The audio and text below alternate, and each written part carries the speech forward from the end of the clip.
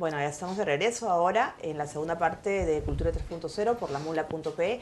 Estamos con la escritora Claudia Salazar Jiménez, que acaba de presentar su última novela, La sangre de la aurora, en la Feria del Libro de Lima, hace muy poquito. Y es un libro que a mí me ha gustado mucho, es una novela corta, que yo la leí de arranque en un día. Es sobre los años que tuvimos el conflicto interno, los problemas de terrorismo, en fin, es sobre esa época y sobre una mirada femenina en realidad, sobre la experiencia de tres mujeres en diversas situaciones que pasaron por lo que significaron esos años. Claudia, ¿cómo estás? Oh, bien, gracias por la entrevista, bien, Alicia. De nada. Cuéntanos un poco, ¿este libro surge de alguna inquietud tuya, digamos? Sí, bueno, el libro surgió hace 6 años, es un periodo de tiempo bastante extenso. Yo en realidad estaba en un taller literario con Diamela Altit y habría que entregar un texto corto, ¿no? Inicialmente eran 10 páginas, pero había ya la idea, la semilla de una novela ahí, ¿no? Yo creo que me interesaba así un poco pensar el conflicto armado desde, como tú muy bien has dicho, la óptica femenina, por eso está enfocado en tres personajes que son justamente mujeres. Eh, Fue una decisión entre consciente e inconsciente, ¿no? Fueron años que a veces vivimos, al menos yo era un niña, adolescente durante esos años y creo que estaba siempre ahí dando vueltas la idea de pensar esto, ¿no? Sobre todo la idea de tratar de entender por qué pasó, ¿no? ¿Por qué pasó lo que pasó? Hay una intención, creo, de comprender qué pasó ahí durante esos años, ¿no? Claro, hay pocos libros en realidad escritos por autoras femeninas sobre esos años, ¿no? No Sí. hay mucho. En este caso tú lo abordas desde tres, digamos, vidas distintas, ¿no? Digamos, una persona que vive en el lugar, que vive en Ayacucho probablemente, una periodista que vive en Lima y también una militante de lo que vendría a ser Sendero Luminoso en Sí, esta época, ¿no? totalmente, sí, sí, sí. ¿Cuánto de ficción hay, digamos, cuánto de tomaste la realidad y cuánto de ficción pusiste? Hay, como te comenté, era un trabajo inicial de 10 páginas muy pequeño, donde inicialmente eran solo dos personajes, la periodista y la comunera ayacuchana. Posteriormente quise hacer más investigación, ¿no? Investigué sobre todo en los archivos de la Comisión de Derechos Humanos, porque me interesaba ver los testimonios de la Comisión de la Verdad, ¿no? Que es un archivo inmenso, son como 16.000 testimonios. Digamos que mucho de ese archivo me interesó, pero más que recoger, digamos, datos históricos, porque a mí no me interesa trabajar mucho a nivel literario un realismo muy, digamos, muy seco, muy de tono costumbrista, sí me interesaba más trabajar la atmósfera de esos años, ¿verdad? El ambiente, digamos, más tanto afectivo como emotivo al mismo tiempo, y también hacer un trabajo de construcción del lenguaje. Así que es una novela, ¿no? Como tal, digamos que es ficción, pero sí hay bastante investigación detrás de todo, ¿no? Claro, pero lo que yo siento es que tú has logrado que, digamos, no tenga un sesgo que, digamos, identifique, no sé, alguna preferencia de algún lado, qué sé yo. Yo creo que logras describir muy bien lo que la figura femenina sufrió, digamos, de ambos lados, ¿no? O sea, Sí.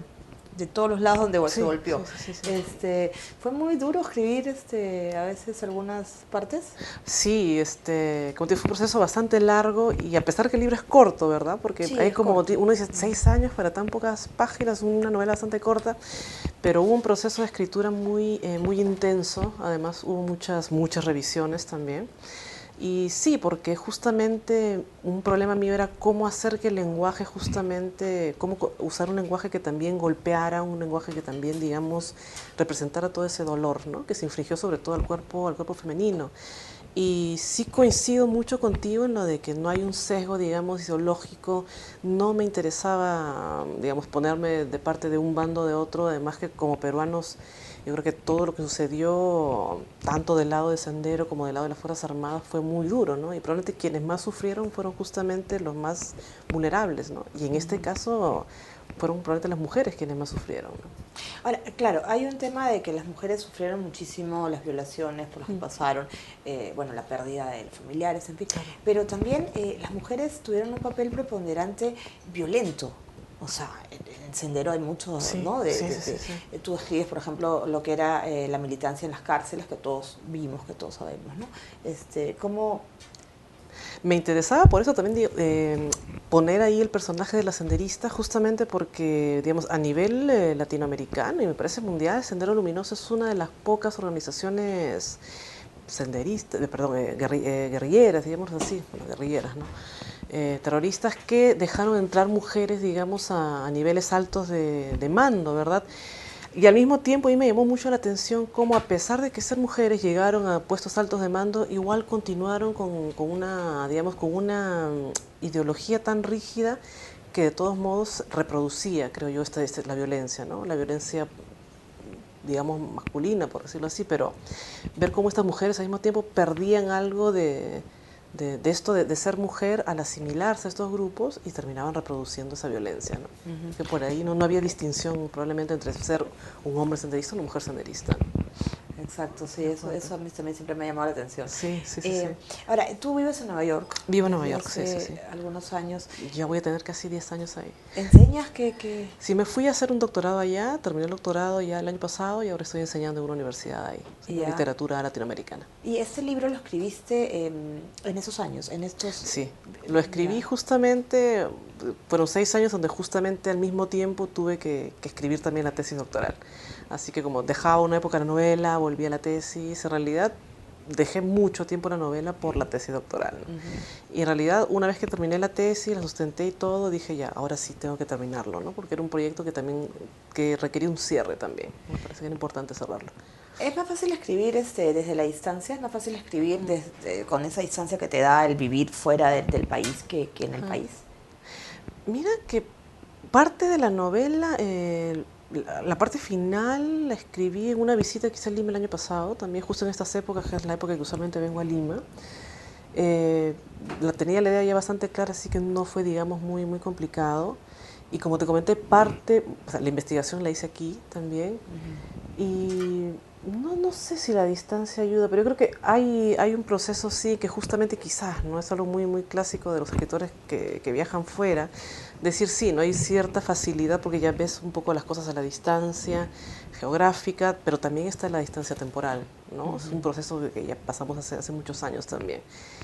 No sé si ayuda, yo creo que sí es un factor que está ahí rondando el proceso de creación también. Ya. Está de todas maneras ahí.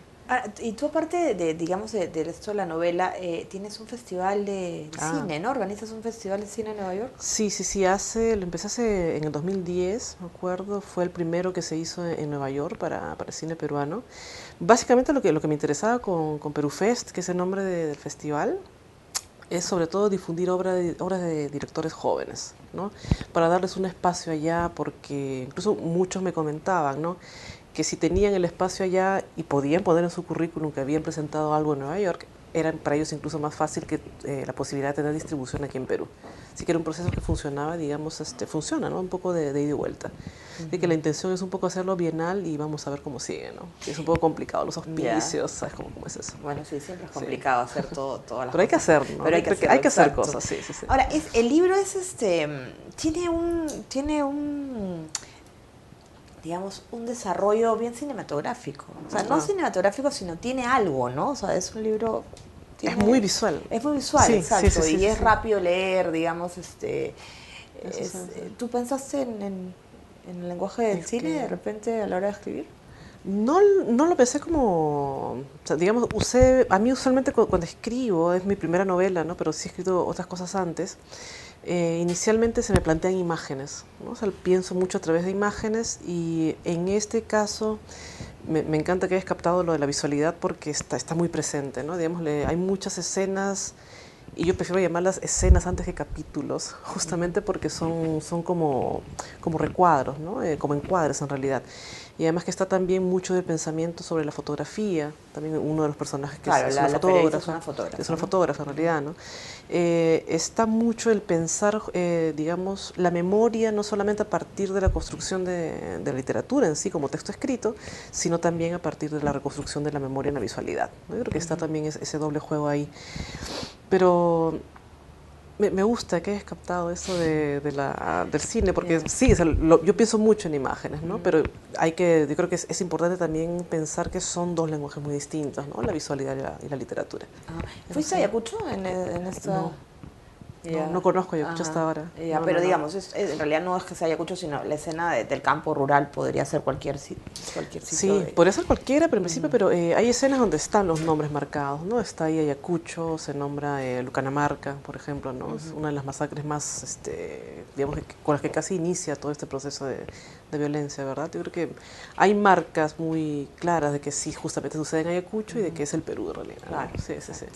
Bueno, Claudia, tenemos poco tiempo, aquí es cortita la entrevista, pero bien, no hemos hablado bastante y yo, amigos, les recomiendo La sangre de la aurora de Claudia Salazar Jiménez, está en todas las librerías, ¿no? Sí, va a estar en Sur, Virrey y en Ibero, me parece que está por ahora. Sí. Perfecto, bueno, y esperemos que bueno, no sea sea la primera, pero no la última entrega de una novela. Muchas gracias por haber estado aquí, Claudia. Gracias a ti, Alicia, por la entrevista. De nada. Bueno, amigos, eso ha sido todo aquí en Cultura 3.0. Nos volvemos a encontrar el lunes a las 6:30 de la tarde. Chao. Ya. Sí, salió bacán porque ha sido así